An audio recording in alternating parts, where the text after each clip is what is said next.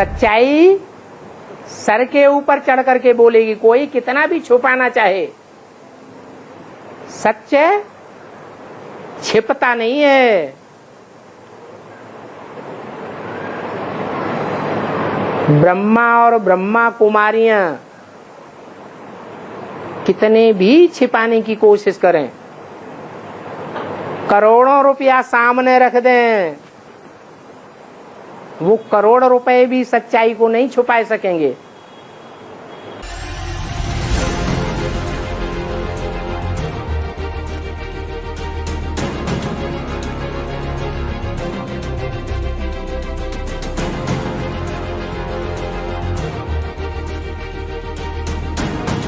भक्ति मार्ग में तो ये कहते हैं त्रिमूर्ति ब्रह्मा, ब्रह्मा की 3 मूर्तियां, इसलिए ब्रह्मा का ही चेहरा दादा लेखराज का दिखा दिया, विष्णु का भी दिखा दिया, शंकर का भी दिखा दिया। लेकिन बाद में मुरली में बोल भी दिया क्या, बच्चे ये त्रिमूर्ति का चित्र यथार्थ नहीं है, क्योंकि इसमें अर्थ जो है वो वैसा नहीं है जैसा होना चाहिए। त्रिमूर्ति का चित्र है, 3 मूर्तियां हैं, तो चित्र है तो अलग अलग चरित्र करने वाले होंगे या एक ही जैसा चित्र है? चरित्र की भिन्नता होगी। त्रिमूर्ति शिव कहा जाता है ना। कितनी मूर्ति? 3 मूर्ति। त्रिमूर्ति के अमूर्त 3 मूर्त कहा जाता है या अमूर्त कहा जाता है? 3 मूर्ति। इसका मतलब ये नहीं है कि एक ब्रह्मा की मूर्ति हो और 2 अमूर्त हो। अमूर्त माने आकारी हो, नहीं, तीनों मूर्ति। मूर्ति माने साकार, अमूर्त माने आकार, तीनों ही मूर्ति होती है। आर्टिफिशियल कहाँ तक चलेगा? त्रिमूर्ति को हम छिपा नहीं सकते। मुरली तारीख 19/11/72 पृष्ठ 3 मध्यांक। मुरली में बोला है उन बच्चों के फोटो भी इन बच्चियों के पास रखे हुए हैं। इन बच्चों के जो मम्मा बाबा को पढ़ाई पढ़ाते थे, मम्मा बाबा को ड्रिल कराते थे और मम्मा बाबा समझते थे ये तो बहुत ऊंचा पद पावेंगे। मम्मा बाबा को भी कंट्रोल करने वाले थे।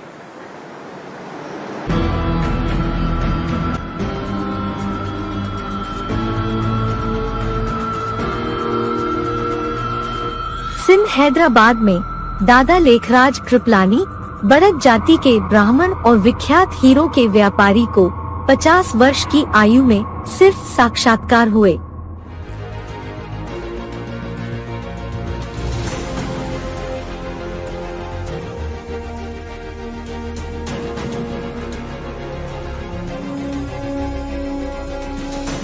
ज्ञानामृत फरवरी 1986।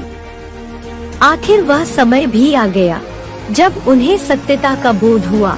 उन्हें सन 1936 में, जबकि उनकी 50 वर्ष की आयु थी, अनेक साक्षात्कार हुए जिनमें उन्होंने देखा कि इस शताब्दी के अंत तक स्वर्णिम युग की स्थापना होगी तथा इससे पहले इस तमो प्रधान कलियुगी सृष्टि का महाविनाश होगा।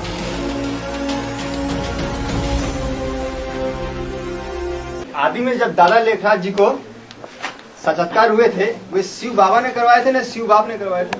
साक्षात्कार की चाबी किसके हाथ में? शिव बाबा पिता के हाथ। तो पूछने का मतलब क्या हुआ? क्लियर करना। ये तो साधारण सी बात है बाबा। अच्छा, 5 तत्वों की दुनिया के में आकर करवाए थे ना, परम धाम से ही करवा दिए थे। हर बात की शूटिंग कहाँ होती है? रिहर्सल में जो जैसा नूद होता है 5000 वर्ष वैसा ड्रामा स्वतः ही चलता रहता है। ऊपर से कराने की बात नहीं, आत्मा में ऐसे संस्कार बढ़ जाते हैं जो अपने टाइम की सुई आने पर वो साक्षात्कार हो जाता है। कहा जाता है, क्या कहा जाता है कि साक्षात्कार की चाबी किसके हाथ में है? बाप के हाथ में। किसको साक्षात्कार कराना है, किसको नहीं कराना है, वो जानता है, और कोई अंतर्यामी नहीं है। लेकिन साक्षात्कारों का अर्थ वे खुद नहीं समझ पाए। अपने जीवन में दादा लेखराज ने 12 गुरु किए थे। बाप खुद कहते हैं हमने 12 गुरु किए थे। यह तो अभी समझते हैं, गुरु करते करते हम पट आए पड़े हैं। टाइम वेस्ट हो गया है। यह भी ड्रामा में नूंद है। मुरली तारीख 17/2/69 पृष्ठ 1 मध्यादि। कि जो ब्रह्मा के गुरु हुए 12 गुरु किए थे उन्होंने, तो उस समय जो वर्तमान गुरु था उस गुरु ने भी उनके साक्षात्कारों का अर्थ नहीं बता पाया। बनारस में गए, बनारस के बड़े बड़े दिग्गज विद्वान पंडित आचार्यों से पूछा, उन्होंने भी नहीं बताया। उस समय ये दुनिया अच्छी ही नहीं लगती थी।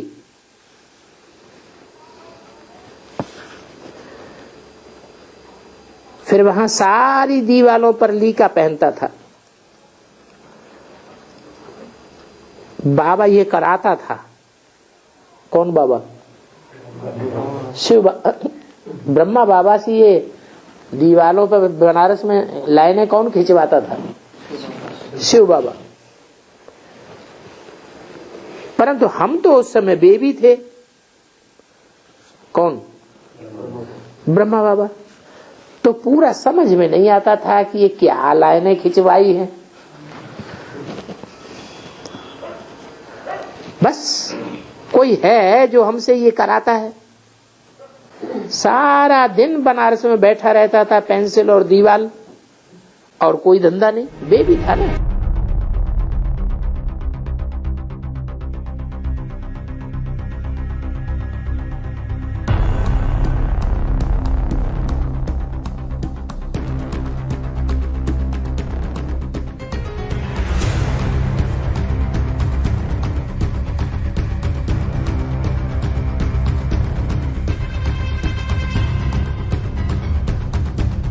मुरली तारीख 27/7/88 पृष्ठ 2 मध्यांत में कहा है कि बाबा तो अनुभवी है।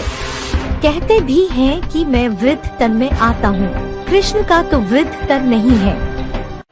मुरली तारीख 12 जनवरी 1969 पृष्ठ 3 अंत 4 आदि।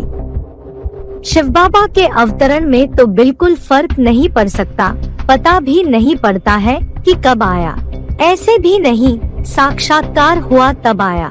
नहीं अंदाज कर सकते हैं। बाकी ऐसे नहीं कहेंगे कि उस समय प्रवेश किया। साक्षात्कार तो हुआ कि हम फलाना बनेंगे, दुनिया को आग लगेगी। मिनट सेकंड का हिसाब नहीं बता सकते हैं। उनका तो अवतरण भी अलौकिक है। ऐसे भी नहीं है कि ब्रह्मा बाबा को साक्षात्कार हुआ तब शिव बाबा आया। नहीं, ब्रह्मा कुमारियां क्या कहती हैं, क्या समझती है? हैं? अरे उन्होंने अपनी किताब में क्या लिखा हुआ है, जीवन कहानी किताब में?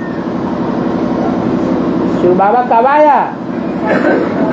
सिंध हैदराबाद में जब ब्रह्मा बाबा को साक्षात्कार हुआ तो उन्होंने एक गीत दे दिया है संस्कृत में, निजानंदा स्वरूपम शिवोहम शिवोहम। तो क्या साबित किया कि जब ब्रह्मा बाबा को साक्षात्कार हुए तब शिव बाबा आया। तो बाबा कहते हैं ऐसे भी नहीं है कि साक्षात्कार हुआ तब आया। ये तो रंग बात है। ऐसे ही अंदाज कर देते हैं, और अंदाज तो गलत हो सकता है। तो बाकी ऐसे नहीं कहेंगे कि उस समय प्रवेश किया। साक्षात्कार तो हुआ कि हम फलाना बनेंगे। इससे पुरानी दुनिया को आग लगेगी, ये भी साक्षात्कार हुआ। परंतु शिव बाबा कब आया, उसके मिनट सेकंड और घंटे का हिसाब नहीं बता सकते। क्योंकि उनका तो अवतरण भी अलौकिक है। इस लोक में जो जन्म होता है वैसा जन्म उनका नहीं है। वे उन साक्षात्कारों का अर्थ जानने के लिए बनारस होते हुए कलकत्ते अपने भागीदार के पास आए, जिनका लौकिक नाम सेवक राम था।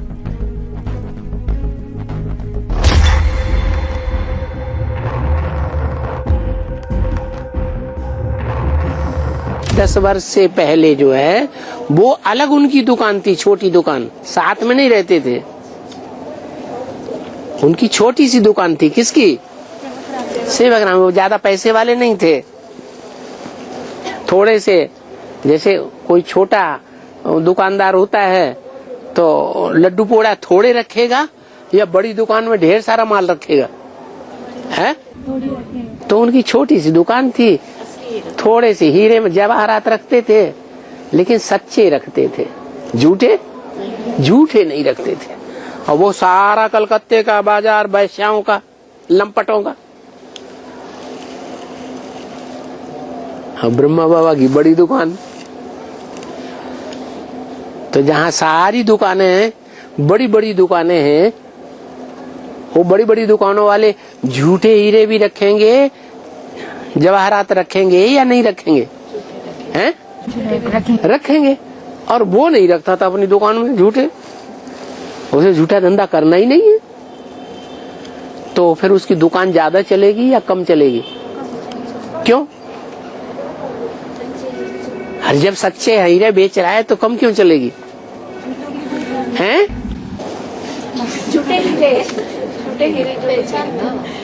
मैंने वो हीरे नहीं बेचता था, नीलम और माणिक के मोती ज्यादा बेचता था, हीरे नहीं रखता था अपनी दुकान में। तो हीरे की तो ज्यादा कीमत होगी।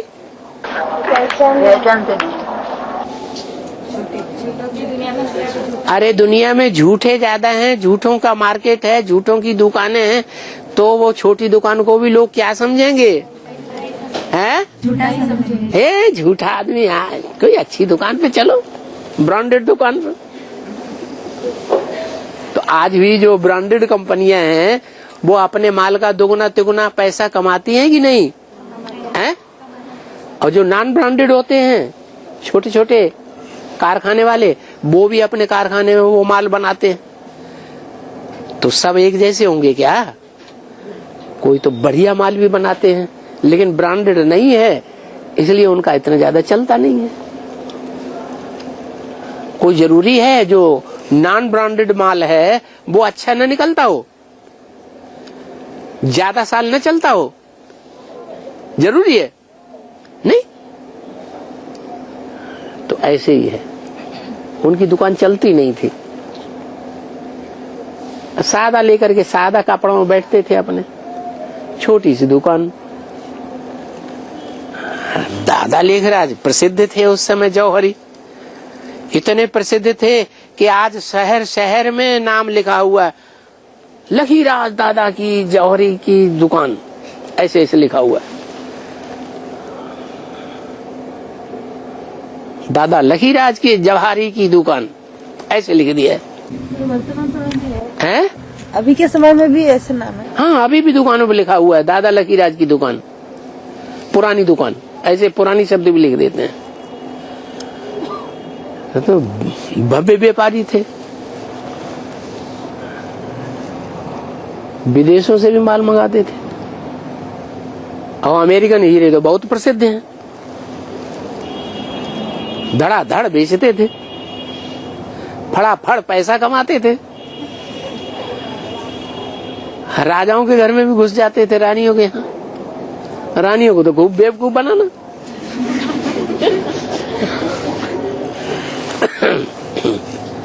लंबे चौड़े गोरे चिट्ठे थे, तो रानियों के निवास में आओ भगत होगी या नहीं होगी? हैं? तो होगी। भागीदार तो पूर्व जन्म में भी गरीब ही था, करोड़पति नहीं था। क्या? भले हीरों का व्यापारी था, दादा लेखराज से भी ज्यादा होशियार था, लेकिन सच्चा व्यापारी था। झूठे हीरो के बाजार में एक छोटी सी दुकान रखने वाला सच्चा व्यापारी था। तो लोग उसको क्या समझेंगे? ये झूठा हीरा बेचने वाला होगा या सच्चा हीरा बेचने वाला होगा? झूठा ही समझेंगे। और ब्रह्मा बाबा द्वारे शौक शान से दुकान खोल करके रहते थे, यूं ऊंचा पैंट बेत लेकर के यूं राजाओं महाराजाओं के महलों में घुसे चले जाते थे। इसलिए कृष्ण और क्राइस्ट की राशि मिलाई है ज्ञान में। क्यों? जो क्राइस्ट के स्वभाव संस्कार है क्रिश्चियंस के, पंप एंड शो के, दिखावा करने के, वो संस्कार कृष्ण की आत्मा में भी है। कृष्ण की आत्मा से क्रिश्चियंस ने उठाए हैं। जो असली नहीं होता वो दिखावा करता है,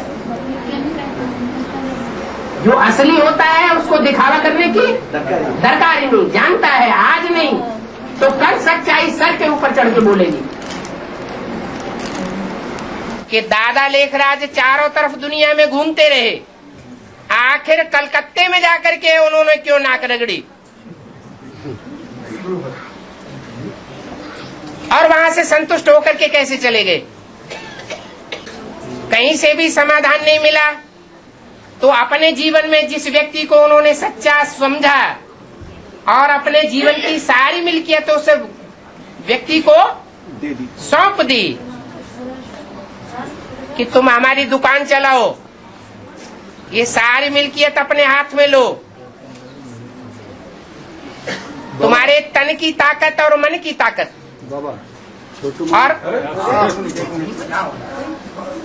और हमारे धन की ताकत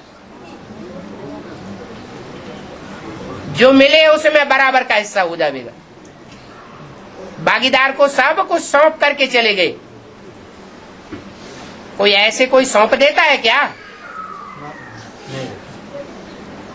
दुनिया में उनको गुरुओं के ऊपर विश्वास नहीं रहा, लेकिन जो 10 वर्ष से साथ में रहने वाला था उस भागीदार के ऊपर विश्वास हुआ।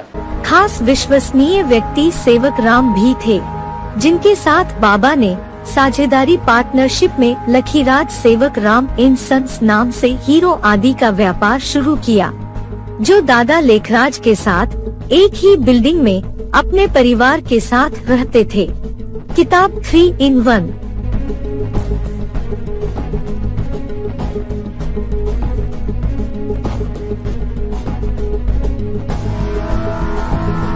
जब सन 26 से उनको अपनी दुकान में रख लिया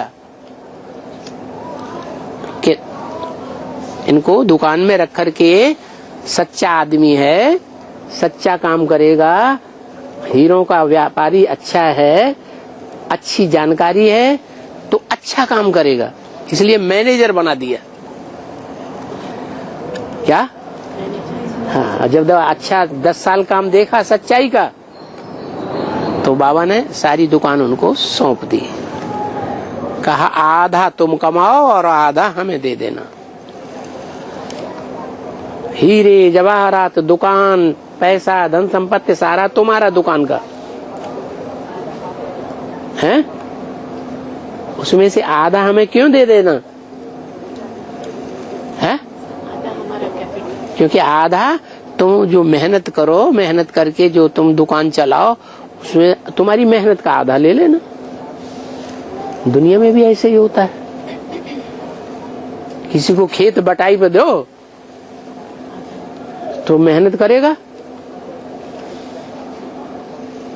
मेहनत करके आधा हिस्सा अपना ले लेगा, मेहनत का आधा जमीन वाले मालिक को दे देगा।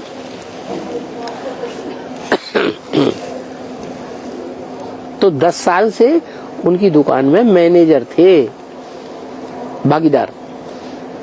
मूल्य तारीख 10/11/88 पृष्ठ 1 के अंत में बताया है कि सेल्समैन जब होशियार देखा जाता है तो फिर उनको भागीदारी बनाया जाता है। ऐसे ही थोड़े ही भागीदारी मिल जाती है।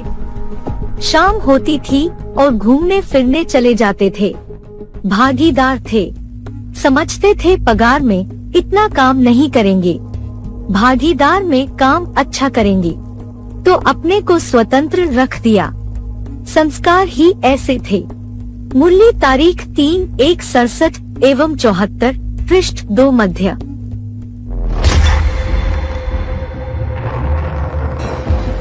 ज्ञान की शुरुआत तो तब से होती है जब शिव पहले व्यक्ति में प्रवेश करता है।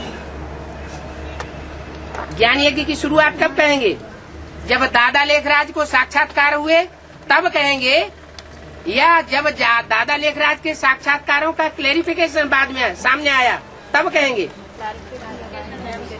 ज्ञान यज्ञ की शुरुआत कब कहेंगे? जब क्लेरिफिकेशन मने नहीं, उन साक्षात्कारों का अर्थ जब सामने आया, साक्षात्कारों का जब असली रहस्य सामने आया ब्रह्मा के सामने, तो कहेंगे कि हाँ वो ज्ञान यज्ञ की शुरुआत हुई। जैसे तुलसीदास को साक्षात्कार हुए ऐसे ब्रह्मा बाबू को भी साक्षात्कार हो गए, उसे ज्ञान यज्ञ थोड़े ही कहेंगे।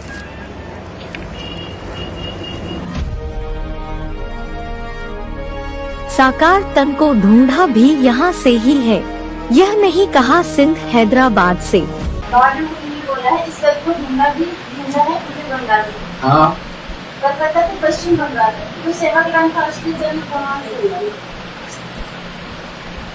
उस समय जिस समय बाबा ने बोला वो बात जो है जिस समय की बोली गई वो बंटवारा वो हिंदुस्तान पाकिस्तान है नहीं हुआ।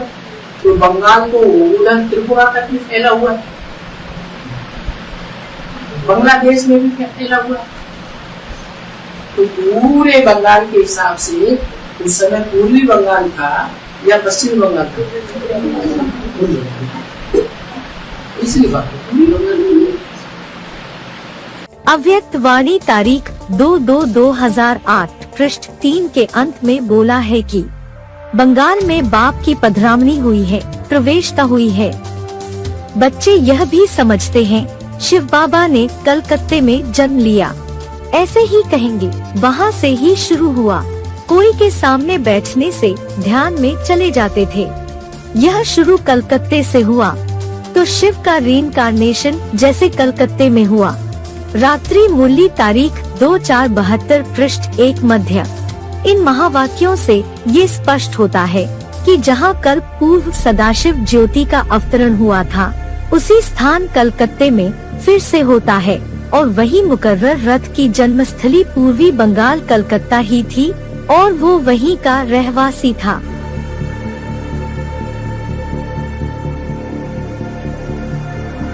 एक ऐसा जाति का पेड़ होता है जिसका बीज बहुत छोटा होता है लेकिन वृक्ष बहुत बड़ा होता है। जैसे इस मनुष्य सृष्टि का बीज बहुत छोटा, कोई पहचान भी नहीं पाता, किसी को देखने में भी नहीं आता, इतना छोटा। बड़ा है या छोटा है? छोटा है। और ये मनुष्य सृष्टि रूपी झाड़ इतना बड़ा हो जाता है उससे। ये वैरायटी झाड़ है, इसकी अनेक जड़ें हो जाती हैं,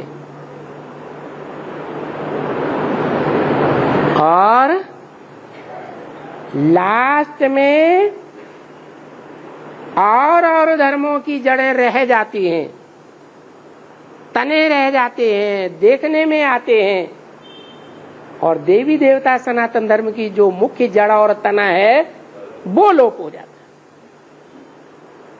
है। ऐसा वहां बनियन ट्री में दिखाया गया। तो ये मनुष्य सृष्टि रूपी झाड़ की यादगार है, और वो यादगार कलकत्ते में ही क्यों है, लंदन में क्यों नहीं? क्योंकि कलकत्ते में ही वो बीजारोपण होता है, ज्ञान का बीजारोपण होता है। सिंध हैदराबाद में नहीं होता है, कराची में नहीं होता है, कराची से बंबई में आकर के भी नहीं होता, माउंट आबू में भी नहीं होता है। वो नई सृष्टि का बीजारोपण कहाँ होता है? कलकत्ते में आकर होता है।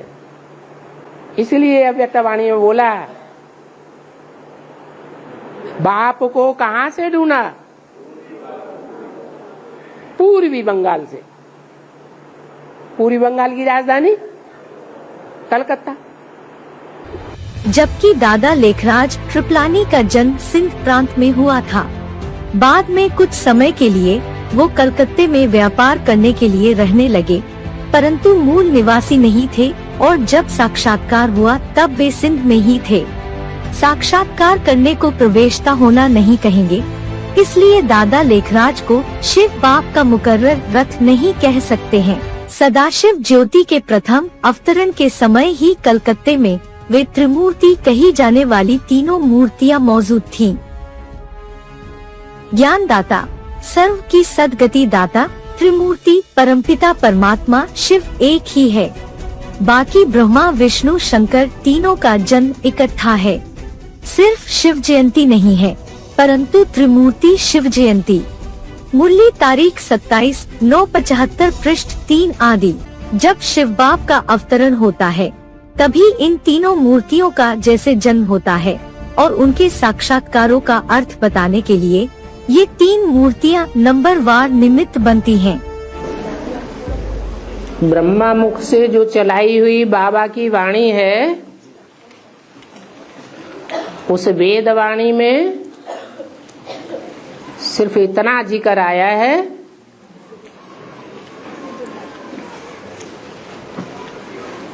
कि कलकत्ता दुनिया का सबसे बड़े से बड़ा वैश्यालय शहर बन जाता है, जहां एक पत्नी तो रखने के आदि हैं ही, परंतु दूसरी तीसरी पत्नियां भी रख लेते हैं और उनको घर मकान बना करके अलग से देते हैं। बाकी भागीदार के बारे में स्पष्ट ऐसे कुछ नहीं बताया कि उनको 2 पत्नियां थी।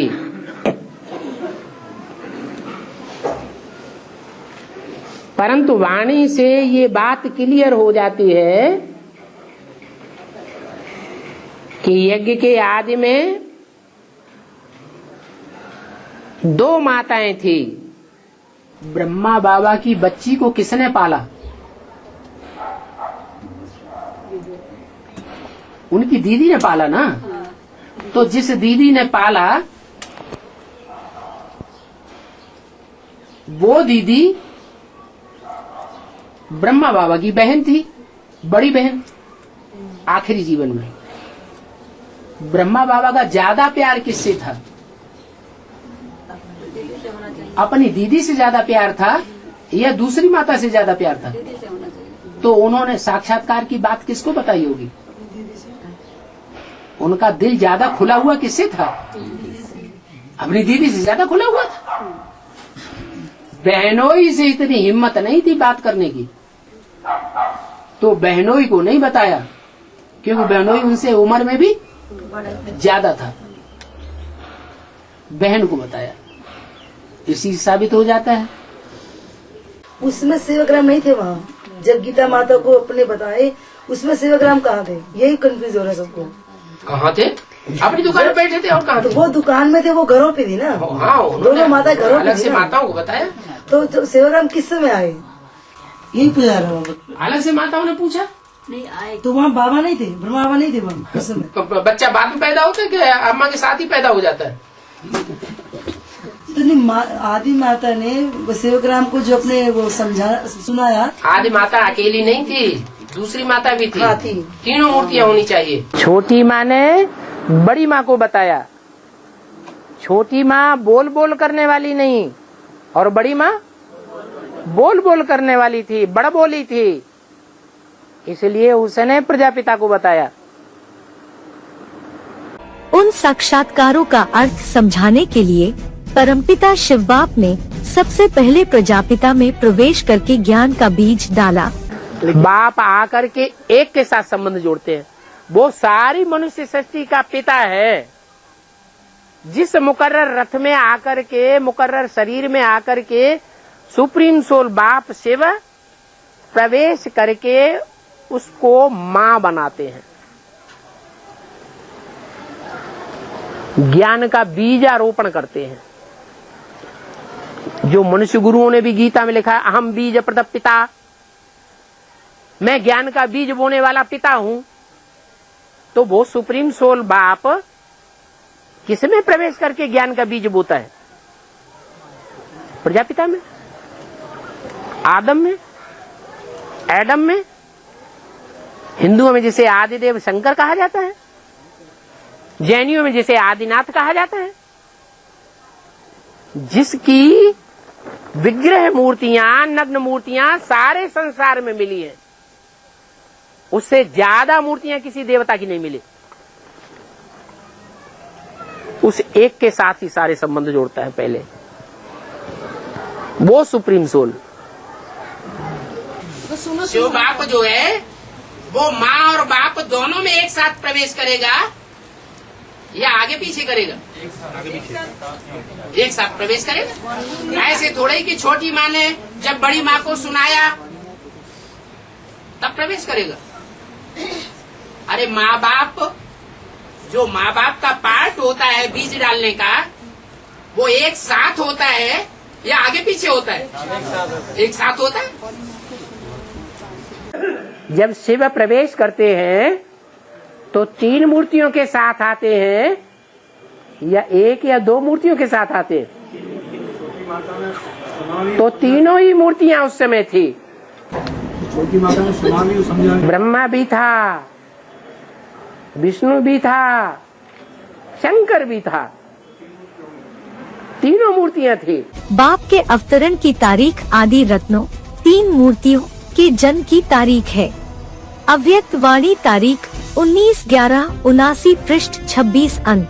बड़ी माता को सुना है। बड़ी माता सुनने सुनाने का पार्ट, फिर छोटी माता ने तो उसने सुना, समझा भी शायद। सुना और बल बल बल बल बल बल बल बल बल बोल दिया। छोटी माता ने मतलब छोटी माता ने बलबलाया नहीं, सुना और उस पर विचार किया, और विचार करने के बाद में ब्रह्मा बाबा को बताया। जब शिव प्रवेश करते हैं निराकार, तो निराकार शिव का जो निराकारी सत्य है, निराकारी ज्ञान, उसको धारण किया, प्रैक्टिकल जीवन में धारण किया। और जो निराकारी ज्ञान प्रैक्टिकल में धारण किया, और जितना धारण किया उतना दादा लेखराज को, ओम राधे को बता दिया। तो वो माता हो गई, यहां बीज डाली और वहां प्रैक्टिकल में जन्म देने वाली जन्मदात्री माता बनती है।